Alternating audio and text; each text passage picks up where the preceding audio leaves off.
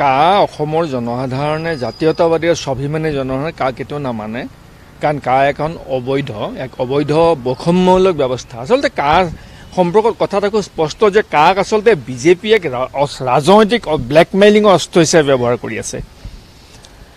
চাব খুব ক্লিয়াৰ যে অসমত যিসকল হিন্দু বেংগলী বংগভাষী লোক বসবাস কৰি আছে যুগ যুগান্তৰৰ পৰা, সেইসকল আমি তেওঁলোকক আমাৰ জাতীয় জীৱনৰ অংগ বুলি ভাবোঁ, অতি আপোন বুলি ভাবোঁ। আমি কৈ আছোঁ যে যিসকল মানুহ নতুনকৈ আৰু আহিব নালাগে, নতুনকৈ অহা মানুহ 2014 চনলৈকে নাগৰিকত্ব দিয়াৰ যিটো চৰকাৰৰ সিদ্ধান্ত, আমি তাৰ বিৰোধিতা কৰিছোঁ। যিখিনি পূৰ্বৰে পৰা অসমত বৈধভাৱে বসবাস কৰি আছে, অসমীয়া জনজীৱনৰ লগত একাত্ম হৈ মিলি গৈ আছে, সেই বংগভাষী মানুহখিনি আমাৰ আপোন, তেওঁলোকৰ সুখ দুখ তেওঁলোকৰ সমস্যা সমাধান কৰাৰ বাবে আমিও দায়বদ্ধ। কিন্তু বিজেপি চৰকাৰে কি কৰিছে? বিজেপি চৰকাৰে অসমৰ বৈধ হিন্দু বংগভাষী লোককো বিদেশীৰ লগত একাকাৰ কৰি দিবলৈ ষড়যন্ত্ৰ কৰিছে। এটা ভয় খুৱাব চেষ্টা কৰিছে, টেৰৰাইজ কৰিছে, যাতে বংগভাষী মানুহখিনিয়ে নিৰাপত্তাৰ কাৰণে বিজেপিক আশ্ৰয় হিচাপে ল'ব পাৰে। এটা ৰাজনৈতিক ব্লেকমেইলিঙৰ হাথিয়াৰ হিচাপে কাক ব্যৱহাৰ কৰা হৈছে। গতিকে আমাৰ এটা অনুৰোধ যে কাৰ আমি বিৰোধিতা কৰিমেই, আৰু অসমত যিসকল হিন্দু বেংগলী অসমত আছে, বংগভাষী মানুহ অসমত বসবাস কৰি আছে যুগ যুগান্তৰ পৰা, অসমীয়া জাতীয় জীৱনৰ লগত একাত্ম হৈ আছে, বৈধ ভাৰতীয় নাগৰিক, তেখেতসকলেও এই কা বিৰোধী আন্দোলনটোত আমাৰ লগত সহযোগ কৰাটো উচিত। কাৰণ তেখেতসকল আমাৰ অংগ, তেখেতসকলৰ সুখ দুখ তেখেতসকলৰ সমস্যা সমাধানৰ বাবে আমাৰ দল বা অসমৰ ৰাইজ প্ৰতিটো মুহূৰ্তত সচেষ্ট। সেইসকল ৰাইজৰো সামাজিক ৰাজনৈতিক নিৰাপত্তাৰ কাৰণে আমি দায়বদ্ধ, সেই নিৰাপত্তা আমি দিমেই। গতিকে অসমত বসবাস কৰা স্থায়ী বংগভাষী লোকসকলক আমাৰ অনুৰোধ যে আপোনালোকে বিজেপিয়ে কৰা ব্লেকমেইলিঙৰ অস্ত্ৰক আপোনালোকে তাত ভৰি নিদিব। আপোনালোকে অসমৰ জনজীৱনত অসমীয়া মানুহে কাৰ বিৰুদ্ধে কৰা আন্দোলনৰ অংশীদাৰ হওক। কাৰণ নতুনকৈ অহা মানুহকহে আমি বাধা দিবলৈ চেষ্টা কৰিছোঁ, আমি বিৰোধ কৰিছোঁ।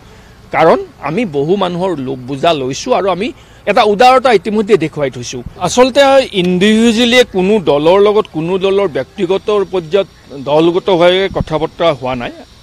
অসমত বিজেপিৰ বিৰুদ্ধে এটা উমৈহতীয়া ঐক্যমঞ্চ গঠন হৈছে, বিৰোধী দলসমূহৰ উমৈহতীয়া ঐক্যমঞ্চ। সেই ঐক্যমঞ্চৰ আমিও অংশীদাৰ, সেই ঐক্যমঞ্চৰ CPM CPI অংশীদাৰ, কংগ্ৰেছো অংশীদাৰ, আপো অংশীদাৰ, তৃণমূল কংগ্ৰেছ অংশীদাৰ। গতিকে উমৈহতীয়া মঞ্চৰ সভাসমূহ খুব সঘনাই অনুষ্ঠিত হৈ আছে, সভাত বিভিন্ন বিষয় আলোচনা হৈ আছে। আপে প্ৰাৰ্থী ঘোষণা কৰা আমাৰ দৃষ্টিগোচৰ হৈছে। আচলতে এই সম্পৰ্কত আনুষ্ঠানিকভাৱে মতামত দিয়াটো উচিত নহ'ব, যদিও ব্যক্তিগতভাৱে মই ভাবোঁ যে যদি আম আদমি পাৰ্টীয়ে সঁচাকৈয়ে বিজেপিক পৰাভূত কৰিব বিচাৰে বা বিজেপিক বিৰোধ কৰিব বিচাৰে বা বিজেপি বিৰোধী স্থিতি ল'ব বিচাৰে, তেতিয়াহ'লে নিশ্চিতভাৱে ডিব্ৰুগড়ত তেখেতসকলে প্ৰাৰ্থিত্ব প্ৰত্যাহাৰ কৰিব, প্ৰাৰ্থিত্ব নিদিব। সেইটো মোৰ বিশ্বাস আছে। আৰু হয়তো কিবা ৰাজনৈতিক কথা বতৰাৰ কাৰণে হয়তো ঘোষণা কৰিছে। এতিয়াও আমি ভবা নাই যে আম আদমি পাৰ্টীয়ে ডিব্ৰুগড়ত বা অন্যান্য সমষ্টিত অন্য দলৰ বিৰুদ্ধে প্ৰাৰ্থী দিব বুলি মই ভবা নাই।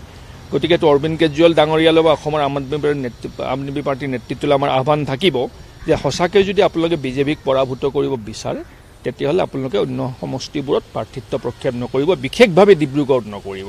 বিজেপিয়ে দাবী কৰিছে যে ৰাইজৰ দল জাতীয় অসম জাতীয় পৰিষদ জন্মৰ পৰা আজিলৈকে যদিও আমি এজনো বিধায়ক জিকা নাই, এজনো সাংসদ জিকা নাই, কিন্তু আমাৰ দলৰ কোনো বিশেষ এজনো নেতাই আজিলৈকে বিজেপি দলত যোগদান কৰা নাই বা কংগ্ৰেছ অন্য কোনো দলত যোৱা নাই।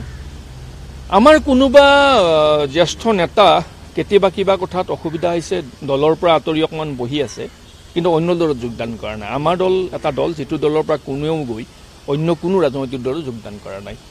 সেইটো প্ৰথম কথা। দ্বিতীয় কথাটো হ'ল যে সকলো মানুহে নেগুৰ পেলাই মেৰুদণ্ড বেকা কৰি আঁঠুকাৰিয়ে জীয়াই থাকিব বিচাৰিব, সেই মানসিকতাটো শুদ্ধ নহয়। বিজেপিত থকাসকলে হয়তো সেইটো মানসিকতাক বিশ্বাস কৰে যে দিল্লীৱালা প্ৰভুসকলৰ সন্মুখত আঁঠুকাৰি মূৰ দুৱাই নেগুৰ পেলাই মেৰুদণ্ড বেকা কৰি জীয়াই থাকিব বিচাৰে, ভাল পায়। কাৰণ প্ৰাপ্তিৰ বাবে, নিজৰ কিবা এটা সুবিধা পাবৰ বাবে সেইটো পৰ্যায়ত জীয়াই থাকিব আপোচ কৰি কৰি। কিন্তু আপোচ নকৰাকৈ স্বাভিমানেৰে মূৰ দাঙি মেৰুদণ্ড পোনাই জীয়াই থাকিব বিচৰা অসমীয়া মানুহ অসমত কম হৈ থকা নাই। গতিকে সেই ধাৰণাটো শুদ্ধ নহয়।